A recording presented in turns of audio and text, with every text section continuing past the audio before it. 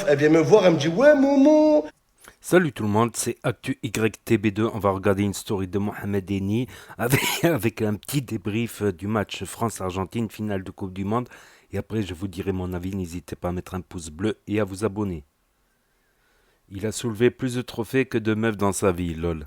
Meuf, elle vient me voir, elle me dit ouais Momo, ça marche plus entre nous, faut qu'on parle, faut qu'on baise, la vie de ma mère, faut qu'on baise et tout ira mieux entre nous.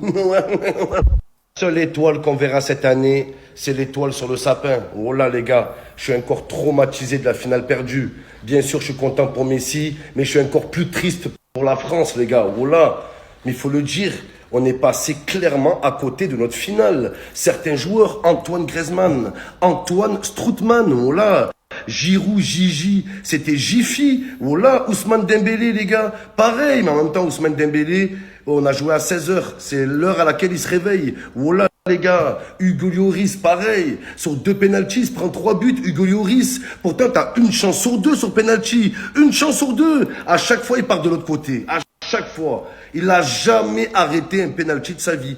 Est-ce que quelqu'un a déjà vu Lloris arrêter un penalty? Oh là les gars, oh il part à l'opposé. Il part à Lloris Delmar, à Lloris Delmar. Oh là les gars. Lloris ne va jamais jouer à la roulette, hein. Le rouge ou le noir, à chaque fois il tombe sur le zéro, lui. Nul! Nul, Lloris! Sérieusement, posons-nous et prenons un peu de recul. C'est quoi cette finale? Les gars, Deschamps, il a dû sortir Griezmann et Giroud à la 40e minute. Les gars, mais est-ce que vous réalisez? C'est du jamais vu sur une finale. Jamais on a vu ça. On a été trompé par le doublé de Mbappé en 2 minutes. Mais c'est un miracle ça les gars. Sur la vie de ma mère, vous croyez que la France qui revient à 2-2 à la fin, vous croyez que c'est une technique de Deschamps? Vous croyez que c'est une stratégie de jeu? Oh là on est passé à côté. On est clairement passé à côté. On s'est senti au-dessus. On n'a pas été à la hauteur. Oh là les gars, faudrait commencer à le dire.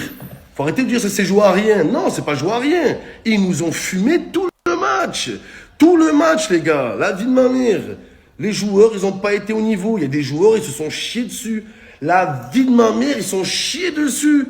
Qu'on nous disait que les joueurs d'équipe de France, ils étaient malades. Ouais, j'ai vu qu'ils étaient malades. Ils avaient la gastro. Ils se sont chiés dessus. Il n'y a pas d'autre mot, les gars. Oh là. On veut que l'équipe de France avance, il faut pas se voiler la face. Il faut dire la vérité. Sur cette finale, on a été nuls. On a été mauvais. On s'est chié dessus. Les gars, le seul qui a été à la hauteur, c'est Mbappé. Et même Mbappé, les gars, il aurait pu se bouger le cul avant. Il a attendu la 80e minute pour se réveiller, les gars, la 80e. C'est abusé. Voilà. L'équipe qui a gagné la Coupe du Monde, c'est l'équipe qui le méritait le plus. C'est l'équipe qui s'est donné le plus les moyens. On a beau dire, ouais, l'Argentine, ils trichent. L'Argentine, ils font des fautes. Ouais, les gars. Mais l'Argentine s'est donné tous les moyens de la gagner, cette Coupe du Monde. L'Argentine n'a pas raté son rendez-vous. Voilà les gars, les Français, on s'est vu trop beau, on s'est vu déjà champion. C'est la vérité les gars. On les a pris de haut avec les déclarations de Mbappé. On est plus fort que l'Amérique du Sud. Ouais, c'est la vérité. Mais pourquoi tu vas le dire, Kylian? Pourquoi tu vas les énerver? Pourquoi tu vas les chauffer? On les a pris de haut, les gars. C'est la vérité. Sérieux, Hugo Lloris, quelqu'un l'a déjà vu arrêter un penalty dans sa vie? Même moi, tu mets au cage, les gars, je plonge sur un des deux côtés. J'arrête au moins un penalty. Les gars, c'est des maths. C'est pas du foot, c'est des mathématiques. C'est une chance sur 2. Oula, avec Lloris, t'as une chance sur 1 de marquer. Oh, le joueur, il a même pas pris son élan. Il a déjà plongé dans les airs. Oula, je comprends pas. Oula, wesh.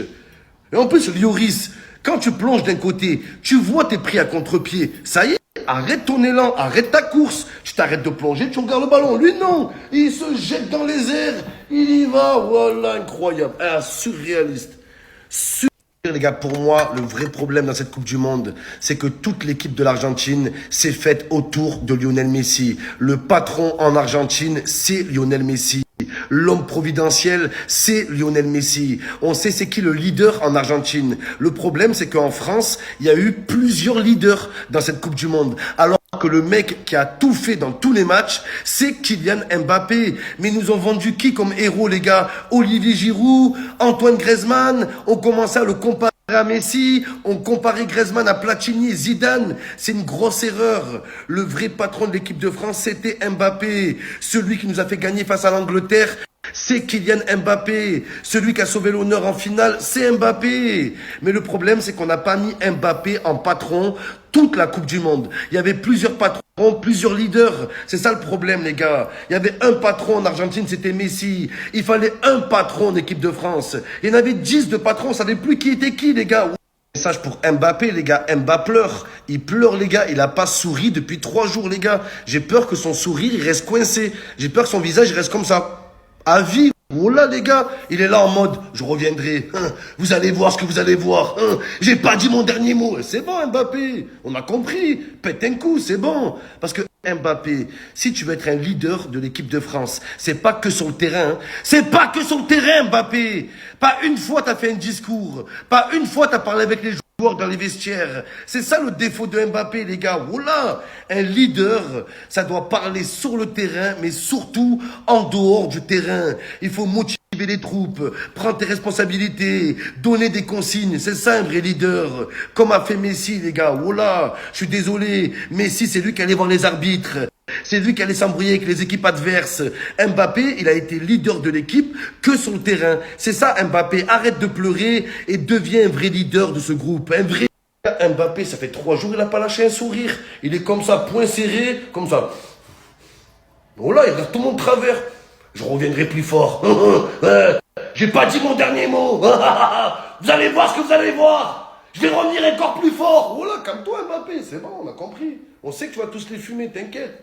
T'inquiète, l'avenir est pour toi. L'avenir t'appartient, Kylian. Oh là. Même la Coupe du Monde, il a menacé. Il est passé devant la Coupe du Monde. Il a regardé comme ça. C'est que partie remise. Je reviendrai. C'est pas des adieux. C'est à la prochaine. Je reviendrai. Donc voilà, c'était la story de Mohamed Eni, les amis. Donc là, c'est le débrief, mieux vaut tard que jamais. Ouais, si, il a fait le débrief sur sa chaîne YouTube, mais sur Snap, il n'avait pas fait de débrief encore. Il a été dur, mais c'est incroyable que, que Mbappé, il a fait un quadruplé. Un quadruplé, si on compte le but qu'il a mis en séance de tir au but, il était le premier à tirer. Donc c'est incroyable. 4 buts dans une finale et il la gagne pas. Punaise, c'est un extraterrestre lui aussi, je pense. 3 buts, on va dire 3 buts. Un quadruplé en finale de Coupe du Monde, c'est incroyable. Déjà, certains disaient s'il gagne cette deuxième Coupe du Monde, il se rapproche des pas de Pelé et tout ça. De toute manière, on va suivre ça. Après, c'est vrai que Hugo Lloris, j'en ai parlé à la fin du match, avec les supporters, tout ça, à la fin du match à Nice. Je pense que Hugo Lloris reste le meilleur gardien du monde, mais gardien de champ. Franchement, en tir au but, vous vous rappelez contre la Suisse, il avait arrêté aucun tir au but contre la Suisse non plus.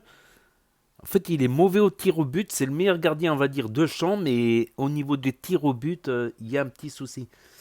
Si on compare à Bono qui avait arrêté les 3 tirs espagnols, voilà les 3 tirs espagnols lors des huitièmes de finale, France-Espagne, qui avait qualifié pour la première fois de son histoire le Maroc à un quart de finale de Coupe du Monde. Donc ouais, Hugo Lloris, Hugo Lloris, bon il peut jouer encore, il y a des gardiens qui, voilà, ils restent titulaires du début à la fin du match jusqu'à 40 ans, 42 ans, les gardiens, voilà. C'est vrai qu'ils courent moins, on va dire. Ils courent moins. Moi, je le répète, c'est quand il faut enchaîner des matchs tous les 2 3 jours. Donc, ok, les gens qui jouent la Coupe d'Europe, Coupe de la Ligue, Coupe de France, Championnat, eux, ils jouent tous les 2 3 jours, donc ils ont l'habitude. Voilà, mais à un certain âge, tu peux plus jouer tous les 2 3 jours. Tu peux faire un bon match une fois par semaine, on va dire. Une fois par semaine. Et après 40 ans, tu peux jouer toutes les semaines, mais pas tous les 2 3 jours. Pas à un certain niveau, je pense, où ça se joue à peu de choses. Oui, il peut y avoir des regrets pour la France. Franchement, je me suis dit, ouais, s'ils gagnent, ça va être une fête pas possible, tout ça. Mais, euh, mais voilà, l'Argentine, Messi, c'était son dernier. Ils étaient un peu agressifs aussi, il faut dire. Les Argentins, pas très fair-play. Un petit peu d'anti-jeu. Certes, c'est pas l'Égypte non plus, lol, mais quand même un petit peu d'anti-jeu quand même de la part des Argentins. Bon, ils n'ont pas volé non plus, on va dire ça. Même s'il y a eu des trucs d'arbitrage, tout ça, tout ça. On verra, je pense que cette équipe elle sera là, même si Giroud il sera peut-être pas là au prochain mondial, peut-être Loris aussi il sera pas là, on n'en sait rien. Giroud c'est Benzema non plus sera pas là, il a annoncé officiellement sa retraite. Il y aura les jeunes dans Mbappé, Griezmann je crois encore. Mbappé il a 24 ans, donc la prochaine Coupe du Monde il a 28 et celle d'après il a 32. Donc je pense qu'il peut jouer largement deux ou encore trois Coupes du Monde si Dieu le veut, s'il n'y a pas de problème, tout ça. C'est comme l'équipe des Marocains, le Maroc, une équipe assez jeune. Il y en a beaucoup qui feront justement encore deux, trois Coupes du Monde s'ils se qualifient. Peut-être pas Bouffal. Bouffal, il a 29 ans. La prochaine fois, il aura 33. La fois d'après, 37. Ouais, ça peut passer encore. Je sais pas, je sais pas. On verra bien d'ici là. D'ici là, on va se donner à fond, bien évidemment. Donc n'hésitez pas à me dire ce que vous en pensez dans les commentaires, à mettre un pouce bleu, à vous abonner, à cliquer sur la cloche.